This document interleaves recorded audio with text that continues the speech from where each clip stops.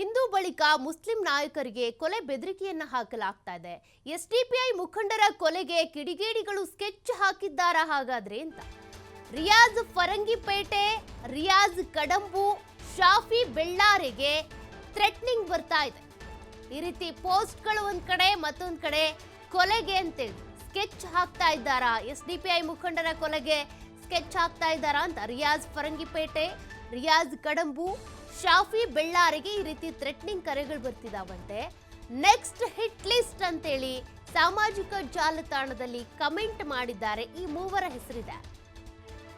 KR Rakesh 9456 ಎಂಬ ಖಾತೆಯಿಂದ ಈ ರೀತಿ ಕಮೆಂಟ್ ಮಾಡಲಾಗಿದೆ. ವಿದೇಶದಿಂದಾನೇ ನಿಯಂತ್ರಿಸಲ್ಪಡುತ್ತಿರುವಂತಹ ಫೇಕ್ ಅಕೌಂಟ್ಗಳಿವೆ. ಇಲ್ಲೆಲ್ಲ ಹುಡುಕಿದ್ರೆ ನಿಮ್ಗೆ ಸಿಗಲ್ಲ ಯಾರು ಇವರು ಏನ್ ಕತೆ ಅಂತ. ಆ ಹೆಸರಲ್ಲಿ ಹುಡುಕೊಂಡು ಹೋದ್ರೆ ಸಿಗೋರೇ ಬೇರೆ. ಬಟ್ ಇದು ಫೇಕ್ ಅಕೌಂಟ್ ಅಂತ ಗೊತ್ತಾಗ್ತಾ ಇದೆ. VHP ಮುಖಂಡ ಶರಣ್ ಪಂಪ್ವೇಲ್, ಭರತ್ ಕುಂಬ್ಡೇಲ್ಗೂ ಕೂಡ ಈಗಾಗಲೇ ಥ್ರೆಟ್ನಿಂಗ್ ಬರ್ತಾ ಇತ್ತು. ಅದರ ಬೆನ್ನಲ್ಲೇ ಈಗ SDPIನ ಮುಖಂಡರ ಹೆಸರು ಕೂಡ ಹಿಟ್ ಲಿಸ್ಟ್ ನಲ್ಲಿ ಇರುವಂತದ್ದು.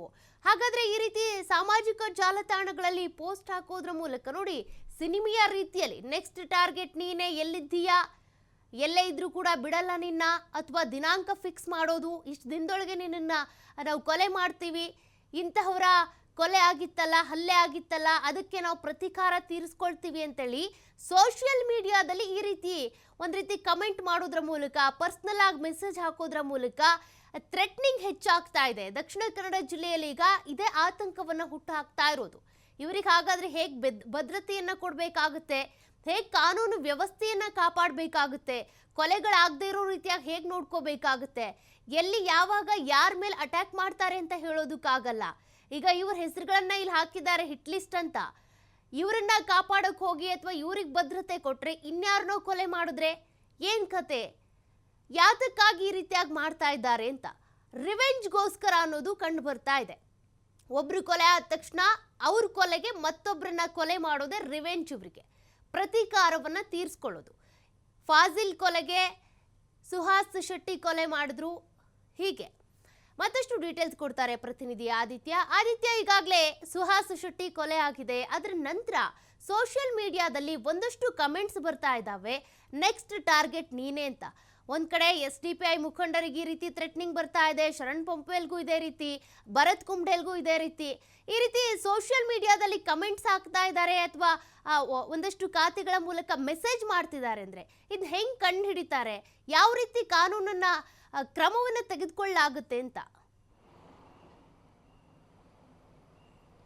ಸೌಖ್ಯ ಎಲ್ಲೋ ಕೂತ್ಕೊಂಡು ಕಾಣದ ಕೈಗಳು ಈ ತರ ಕಮೆಂಟ್ ಮಾಡ್ತಾ ಇದೆ ಮತ್ತು ಈ ತರ ಪೋಸ್ಟ್ಗಳನ್ನು ಹಾಕ್ತಾ ಇದ್ದಾರೆ, ಅದು ಕೂಡ ಫೇಕ್ ಪೇಜ್ಗಳ ಮೂಲಕ. ಇದ್ರ ಬಗ್ಗೆ ಅಷ್ಟು ಗಂಭೀರವಾಗಿ ಪರಿಗಣಿಸಬೇಕು ಇಲ್ಲ ಅಂತ ಅನ್ಕೊಂಡ್ರೆ ಅದು ದೊಡ್ಡ ಮೂರ್ಖತನ ಆಗುತ್ತೆ. ಯಾಕಂದ್ರೆ ಈ ಹಿಂದೆ ಕೂಡ ಏನು ಸುಹಾಸ್ ಶೆಟ್ಟಿಯ ಮರ್ಡರ್ ಮುಂಚೆ ಒಂದು 2 ತಿಂಗಳ ಮುಂಚೆ ಅವರು ಇದೇ ತರ ಪೋಸ್ಟ್ ಹಾಕಿದ್ರು.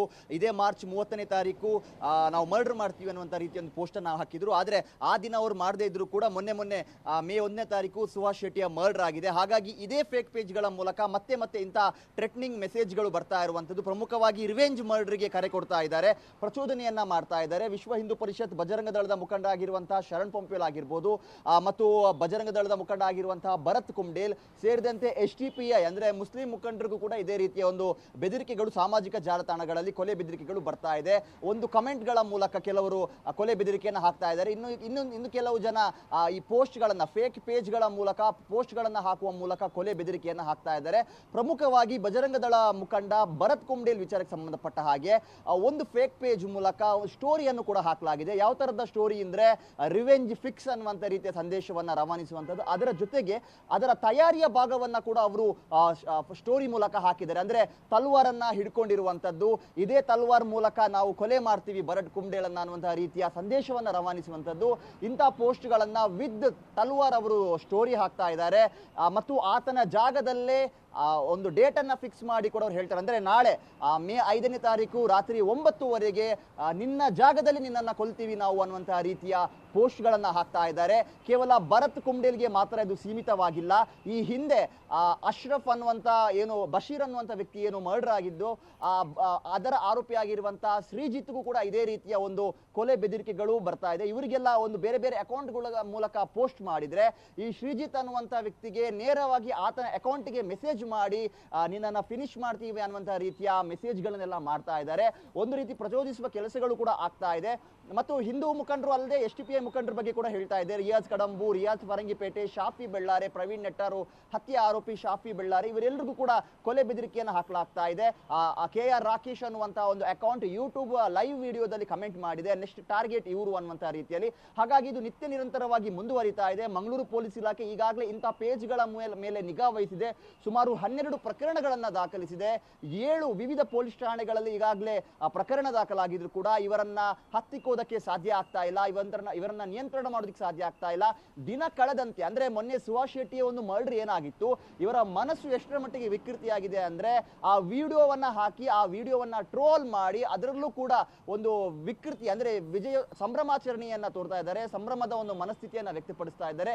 ಇನ್ನಷ್ಟು ಸಮಾಜವನ್ನ ಪ್ರಚೋದಿಸುವಂತ ಕೆಲಸಗಳನ್ನ ಕೂಡ ಮಾಡ್ತಾ ಇದ್ದಾರೆ. ಇದು ಕೇವಲ ಒಂದು ಭಾಗಕ್ಕೆ ಮಾತ್ರ ಸೀಮಿತವಾಗಿಲ್ಲ, 2 ಕಡೆಗಳಿಂದಲೂ ಕೂಡ ಇಂಥ ಫೇಕ್ ಪೇಜ್ಗಳು ಅಟ್ಟಹಾಸವನ್ನ ಮೆರಿತಾ ಇದೆ.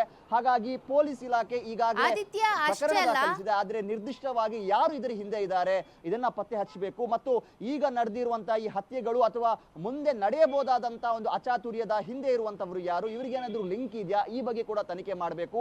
ಬಹುತೇಕವಾಗಿ ಎಲ್ಲ ಫೇಕ್ ಪೇಜ್ಗಳು ಏನಿದೆ ಇದು ವಿದೇಶದಿಂದಲೇ ಏನು ಕಾರ್ಯನಿರ್ವಹಿಸ್ತಾ ಇರುವಂತದ್ದು. ಹಾಗಾಗಿ ಇದರ ಬಗ್ಗೆ ಸೈಬರ್ ಕ್ರೈಮ್ ಇಲಾಖೆ ಹೆಚ್ಚಿನ ನಿಗಾ ವಹಿಸಬೇಕು. ಸರ್ಕಾರ ಕೂಡ ಎಚ್ಚೆತ್ತುಕೊಳ್ಬೇಕು.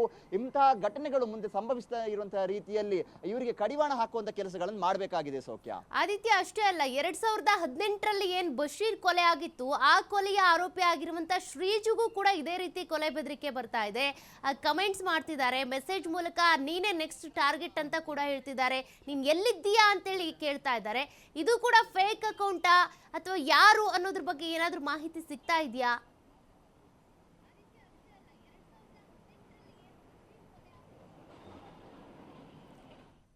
ಆದಿತ್ಯ, ಕೇಳಿಸ್ತಿದ್ಯಾ?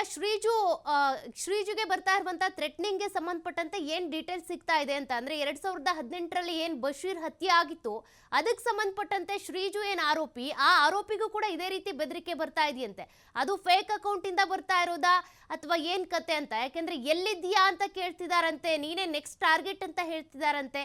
ಹಾಗಾಗಿ ಓಕೆ, ಥ್ಯಾಂಕ್ ಯು ಆದಿತ್ಯ ಡೀಟೇಲ್ಸ್ಗೆ. ನೋಡಿ, ದಕ್ಷಿಣ ಕನ್ನಡದಲ್ಲಿ ಈಗ ಒಂದೊಂದು ಕೊಲೆಗೂ ಸಂಬಂಧಪಟ್ಟಂತೆ ಪ್ರತೀಕಾರಕ್ಕೆ ಅಂತೇಳಿ ಸಿದ್ಧರಾಗ್ತಾ ಇರೋದು. ಬಟ್ ಇದು ಸಾಕಷ್ಟು ಆತಂಕವನ್ನ ಹುಟ್ಟಾಗ್ತಾ ಇದೆ. 1978ರಿಂದ ಸ್ಟಾರ್ಟ್ ಆಗಿರುವಂತ ಕೊಲೆಗಳ ಸರಣಿ ಇದು. ಅದರಲ್ಲಿ ಒಬ್ರು ಕೊಲೆ ಆದ ನಂತರ ಮತ್ತೊಬ್ರು ಕೊಲೆ ಮಾಡೋದು, ಪ್ರತೀಕಾರ ತೀರಿಸ್ಕೊಳ್ಳೋದು. ಆತ ಶಟ್ಟರ್ ಎಳೆಯೋ ಟೈಮಲ್ಲಿ ಕೊಲೆ ಆಯ್ತು ಅಂದ್ರೆ ಈತನನ್ನು ಕೂಡ ಶಟ್ಟರ್ ಹಾಕೋ ಟೈಮಲ್ಲೇ ಕೊಲೆ ಮಾಡಬೇಕು ಅಂತೇಳಿ ಪ್ರತೀಕಾರ ತೀರಿಸ್ಕೊಳ್ಳೋದಿದೆಯಲ್ಲ, ಇದು ಈಗ ಜನರನ್ನ ಸಾಕಷ್ಟು ಆತಂಕಕ್ಕೆ ದೂಡ್ತಾ ಇದೆ. ಕಾನೂನು ವ್ಯವಸ್ಥೆ ಎಷ್ಟೇ ಕಠಿಣ ಆದ್ರೂ ಕೂಡ ಇಂಥವ್ರನ್ನ ಶಿಕ್ಷೆಗೊಳಪಡಿಸೋದಕ್ಕಾಗಲ್ವಾ ಹಾಗಾದ್ರೆ ಅನ್ನೋ ಪ್ರಶ್ನೆ ಈಗ.